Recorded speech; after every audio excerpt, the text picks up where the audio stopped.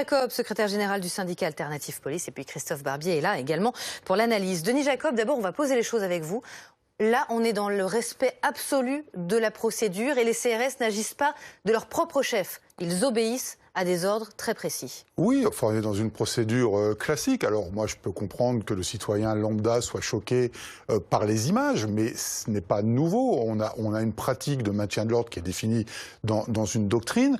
Alors oui, on peut l'adapter. Oui, on peut considérer que la doctrine actuelle n'est peut-être plus conforme au type de manifestation auquel on est confronté. Mais moi, je commence à en avoir un peu marre, en parlant un peu trivialement, ras-le-bol. Mais ça, je me fais le porte-parole de mes collègues, qu'à chaque fois qu'ils interviennent, on stigmatise leur action. Alors ça a été, fut un temps avec le taser, ensuite ça a été les matraques, ça a été les tonfas, ça a été les flashballs, les lanceurs de balles de défense, les grenades de désencerclement, les canons à eau, et aujourd'hui c'est le gaz lacrymogène. Donc à un moment donné, ça suffit. Il y a une doctrine qui est appliquée strictement, on le voit très clairement dans ces images, il y a un ordre de dispersion avec 2 sommations. Ensuite on voit nos collègues intervenir de manière très pacifique.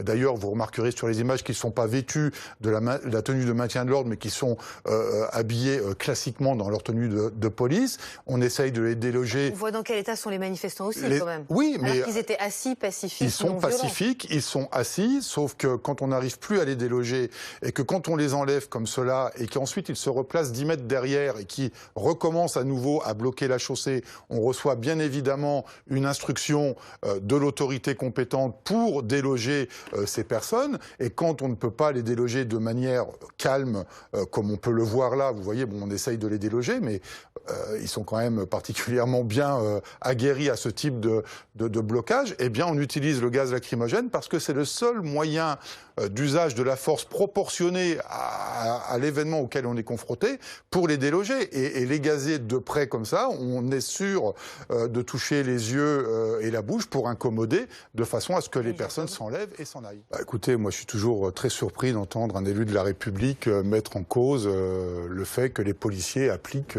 la loi et les règlements de la République, quoi. Enfin ça c'est un peu incohérent en propos, Monsieur Coquerel, je suis désolé de vous le dire, mais on est habitué. Où sont les lois de la République Où sont les lois de la République dans l'utilisation de gaz lacrymogène? Non mais monsieur, on connaît très bien la position de la France insoumise. Donnez-moi la loi qui Écoutez, si vous me coupez la parole, c'est vrai qu'on peut... J'aimerais le comprendre. Vous pouvez garder le monopole du propos, hein, c'est pas... À ce moment-là, j'ai pas aucun intérêt de venir sur ce plateau. On est habitué par vos propos de la France insoumise en général. On sait que vous êtes pour le désarmement de la police. On sait que vous êtes pour la suppression des bacs.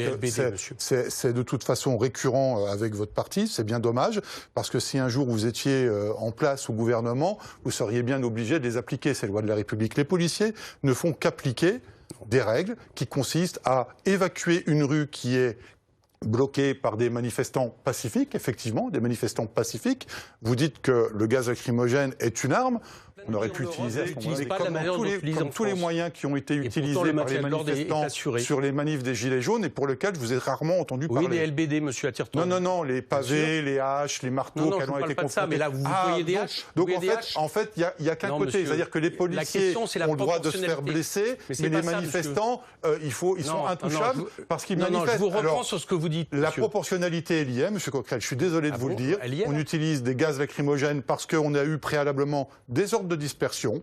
On a eu préalablement des collègues qui sont intervenus pour les déloger individuellement et calmement. Les manifestants se sont remis 10 mètres derrière.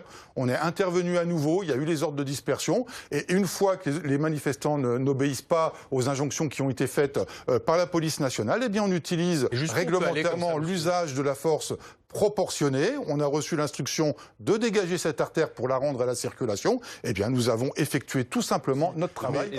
À un moment donné, on est là pour respecter la loi. Et nul n'est censé ignorer la loi. Je suis désolé. Et donc, quand on vient manifester, eh bien, on prend le risque de ce qui s'est malheureusement passé là, dans une manifestation pacifiste. On est d'accord. Mais la proportionnalité de l'action conduite par mes collègues, elle respecte le cadre de la doctrine.